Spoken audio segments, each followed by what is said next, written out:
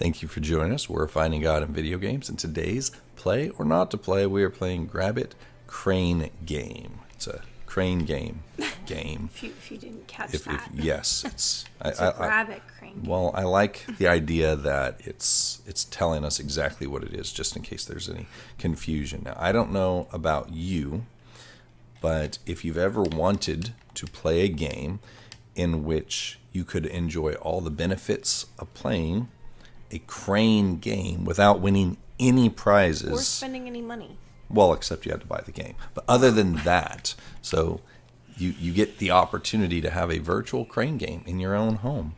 And the only downside is you don't actually get to keep anything, which could actually be, in some ways, a benefit. And I got a diamond. I think I got it. So I'm pink. I am one. the green one. And so I guess we're playing against computers. Yes. So the good news is, oh look, I got like a whatever we win here, we don't have to bring it to our home and add it to the giant plushie stash of crane game prizes we won over the years, which is good because we are fresh out of room for any of those things. Too in general. Well, so the thing with crane games is, they're addictive to play, at least for me, because, you want the challenge of trying to... Man, those games are so rigged, though. Well, this one doesn't seem clearly. rigged. Like, I'm actually, getting... because we're not actually winning any prizes. I like the crane games that you play in real life that are, play until you win. I like those ones. Well, I think everybody likes the idea of play until you win. That's the candies. Yeah, but that's the thing. Those are always the ones that have a very, you get a duck, or a roll of Smarties. I'm not complaining about ducks, man. The thing is, when I was a kid, Smarties used to be the thing. You were like, oh man, I got a little thing of Smarties. It was, you could share it with people. It was fantastic. Now I look at it like it's basically, I'm pretty sure it's chalk. It's so nasty. I've always got a little tiny fish. Smarties. Well, I thought you were going to say I've always disliked chocolate. Well, most of us did. As a food group, I don't think it fits. They do taste like chalk. It's disgusting. And each one has the same flavor, I think. It's not even they're colorful. Did you think that it was going to be made with real fruit? I don't know. Smarties with real fruit, I'm just not sure that we're going to get there as a society. Not in our generation, anyway. So did you know, Fruity Pebbles, it's all the same flavor. They're just dyed differently. You would think that they're different flavors, but they're not. I never spent any time researching it. All right, so let's see how we did. So you let the computer beat you, man. What is this? How did you win? Because I got more things. All right, let's try again. Okay. But also each thing all right, let's get back to the game for a second. So it's pretty simple. You just use your little stick here, or the Joy-Con for us to move it around, and you push A. But these different prizes do have different values when it comes to points. So you don't know how much they're worth. That coin was worth 260, which is the same as something that somebody else just dropped. But I have seen... Mine was 120 that was got. I think that it has to do more... not with the value of the item, but maybe how complicated it was to capture. If it's really thin and has a weird center of gravity to it, maybe those ones are worth more. That one someone got was worth 210. I'm getting this. Yeah, that was mine. Fighter jet. Let's see how much and it was worth 300. So there you go. 260 for that. Is there strategy in this? No. Probably. Is anyone sitting down to research exactly what these are worth?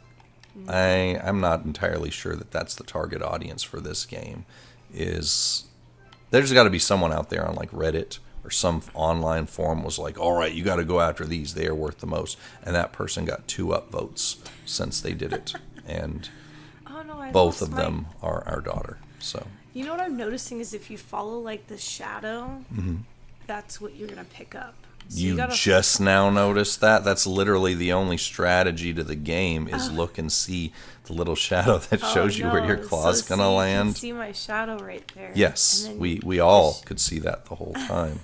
And we're all equally stunned this llama is that's hard. What you just determined was a factor in the game. Come on, llama. Someone just got something worth 300. It does keep you kind of... you can see at the bottom how many points you have. The llama was 300. Okay, well, that was a good one. So you can play... So, yes, it is a very simple game. You can play it with up to 4 people. If you don't, then you get bots for it, which I don't know obviously keep it why. moderately competitive. Yeah, I guess. Well, all those competitive claw game aficionados out there. You also have the ability to upload your score if you really care about seeing how your crane game skills stack up to people I still in got beat by a computer Europe or by something. like 30 points. You needed one more thing because you took too many times I did to with get the your llama. llama. Now Llama there killed me. is a single player mode to this. So if you're like, well, I don't really want to play against bots, there is a single player mode.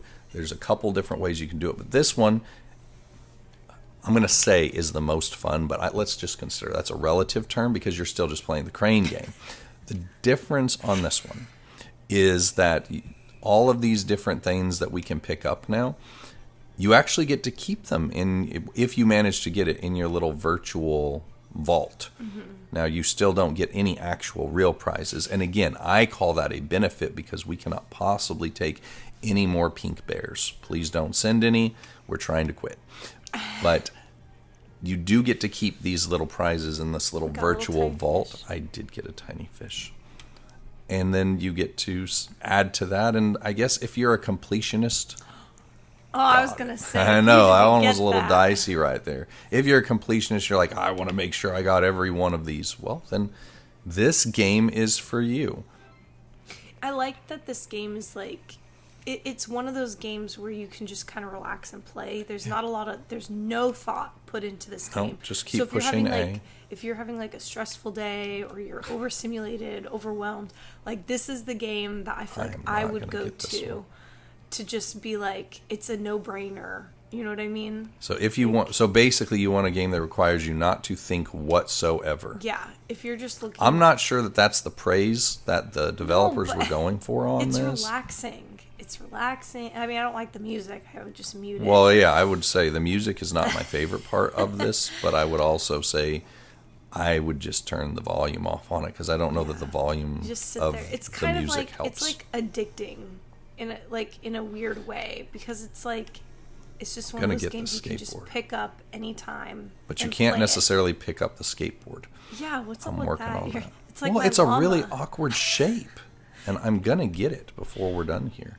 How much time do I have left? Oh, I still have plenty of time. I'll be fine. There we go. It was only $260. That should have been worth a lot, man. That thing was a pain. I feel like that's how much my llama was. So to play or not to play on this, you're going with... I'm going to go with play. For a simple and I will also say... not overly expensive game on the on the pantheon of gaming choice, which is why we decided to try it out. Now, I will say candidly, our daughter now, she loves this game because it's a simple game where you get to play it with others or you can play it by yourself. She likes the act of collecting, and she actually knows looking at it, she's like, oh, I already have all these ones. So for her, she remembers all the ones that she got. She'll get excited when she sees one she didn't. So it's, like you said, it's a fairly simple game, fairly inoffensive to be able to play through it with simplicity. Other than the music, there's nothing I would say is a downside, except I don't know what there is left to do once you've collected everything that there is to do. No, I did not get the twofer. I've gotten a couple of twofers, and it's always very exciting. Twofers. Yes, that's when I get 2 for the price of 1. All right, let me see if we got anything new. I doubt it. It does try to connect online, but we're not going to do that here.